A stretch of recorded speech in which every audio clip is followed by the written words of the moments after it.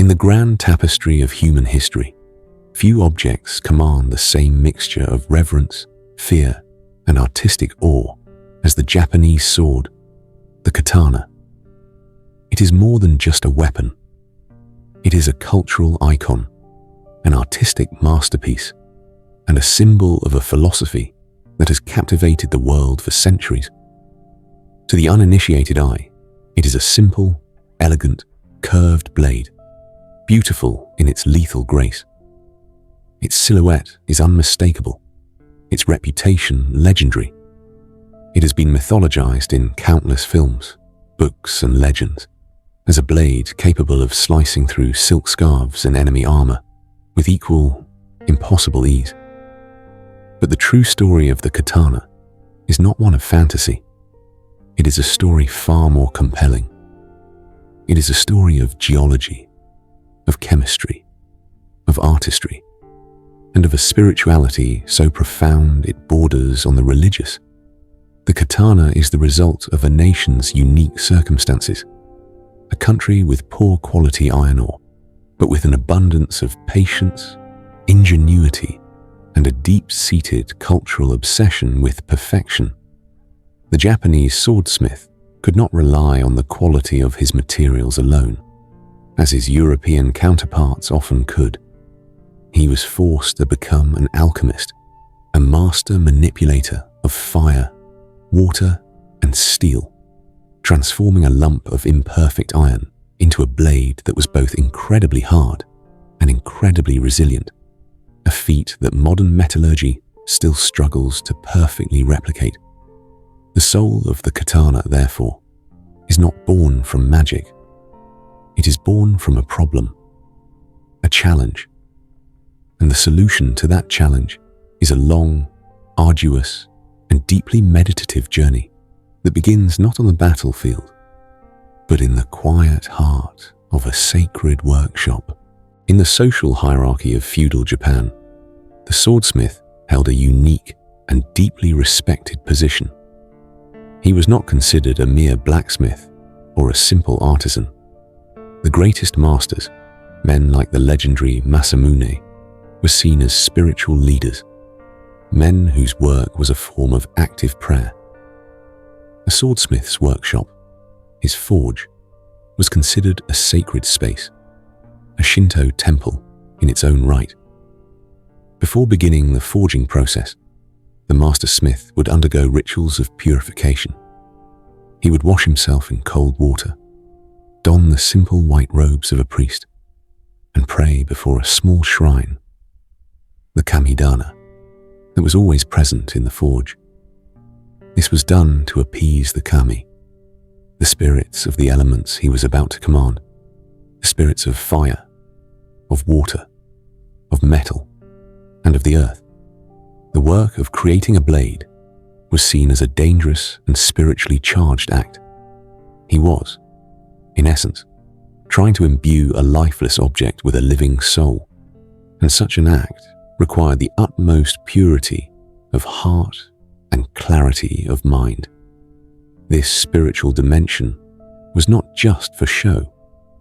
The masters believed that their own state of mind, their own spirit, was directly transferred into the blade during the forging process. A smith who was angry or distracted would create a flawed, unhappy blade. A smith who worked with a clear, calm, and focused mind, a state the Japanese call mushin, or no mind, could create a blade that was not only technically perfect, but that possessed a certain character, a spirit of its own. This is why the greatest swords were given names, and why they were treated not as tools, but as trusted companions by the samurai who wielded them. The journey begins with a special kind of steel unique to Japan, the tamahagane, often translated as jewel steel. This is not steel that is simply melted in a modern furnace. It is created in a long, grueling, ceremonial process inside a giant clay furnace called a tatara.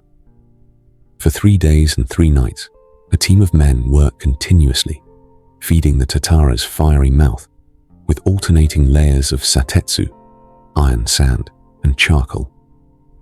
The master of the tatara, the Mirage, does not sleep. He watches the color of the flames. He listens to the sound of the furnace, and he judges by instinct and by experience passed down through generations. When the process is complete, it is a ritual of exhaustion and intense focus. At the end of the 3 days, the clay tatara is broken open to reveal its heart, a massive, ugly, spongy bloom of raw steel weighing several tons called the kira. This kira is far from uniform. It is a complex mixture of high-carbon steel, which is hard but brittle, low-carbon steel, which is soft but tough, and various impurities. The first task of the swordsmith is to carefully break apart this kira with massive hammers. He examines each piece, judging its carbon content by its color, its texture, and the way it fractures. This is a critical skill. He is selecting the different personalities of the steel. The high-carbon steel, the kawagane, skin steel, will be used for the blade's sharp, hard edge. The lower carbon steel, the shingane, core steel, will be used to create a tough, flexible spine that can absorb the shock of impact. From this ugly, raw bloom, the master smith selects the pieces worthy of becoming a katana. The rest is discarded. The first, crucial choices have been made. Now, in the sacred darkness of his forge, the true alchemy begins. The workshop is kept dark for a specific reason, so the smith can accurately judge the temperature of the steel by its color alone. The fire, fed by high-quality pine charcoal and fanned by the rhythmic breath of the bellows, the fuigo, is the heart of this process. Masamune takes the chosen pieces of kawagane, the hard skin steel, stacks them into a single block, and heats them in the forge. Once the block reaches a bright yellow-white heat, he places it on the anvil. This is where the dance of folding begins, a process called shita gitai. The purpose of this folding is twofold. First, it is an act of purification. With each fold, he hammers the steel flat, forcing out the remaining impurities, or slag, which fly off as brilliant sparks in the darkness. Second, it is an act of lamination. He hammers the block into a long bar, cuts it partially, folds it back onto itself, and forge welds it back into a solid piece. And then he does it again, and again, and again. This process is repeated 10, 12, sometimes 15 times. It is a mathematical process. After 10 folds, the block contains over 1,000 layers. After 15 folds, it contains over 32,000 individual layers of steel. This creates an internal structure that is both incredibly complex and beautiful, known as the hada, or grain pattern, which will only become visible after the final polish. The sound of the forge is a symphony of purpose, the roar of the fire, the rhythmic clang of the hammer, and the hiss of hot metal. It is a conversation between the smith and his steel. A katana made from only the hard, high-carbon kawagane would be incredibly sharp, but it would shatter upon impact. A blade made only of the softer, low-carbon shingane would be tough, but it would not hold an edge. The genius of the Japanese sword is that it is not one thing, but two. It is a composite blade, a marriage of hardness and toughness. After Masamune has finished folding the hard skin steel, he takes the softer core steel, the shingane, and forges it into a long bar. He then takes the folded kawagane and hammers it into a long U-shaped channel. Into this channel, he carefully places the softer core steel. This is a critical moment. He then heats this entire composite bar in the forge and hammer welds it all together into a single, solid piece of steel, the tsunobi. He has created a blade that has a hard, sharp skin and a soft, resilient heart. Now, he begins the long process of hammering this tsunobi into the final, elegant shape of the katana, defining its length, its width, and its iconic, gentle curve. After weeks of forging and shaping, the blade is ready for its baptism by fire and water, the single most dramatic and heart-stopping moment in its life. The Yaki-ire, the quench. This is where the blade is truly born. Masamune creates his own secret recipe of insulating clay, a mixture of charcoal powder, polishing stone powder, and other secret ingredients mixed with water. He meticulously paints this wet clay onto the finished blade. This is not a random act. It is a work of art in itself. He applies a very thin, even layer along the sharp edge, and a much thicker, often wavy or irregular layer along the spine and body of the blade. The pattern he paints with the clay will become the pattern of the hamon, the temper line. He then heats the clay-covered blade one last time.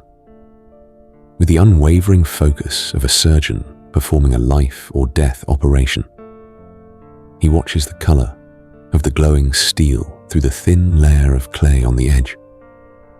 When it reaches the precise color of the rising sun, he pulls it from the fire and in one swift, decisive motion, plunges it, edge down, into a trough of water. The sound is a violent, explosive scream of steam. In this instant, a battle between fire and water rages on the steel surface.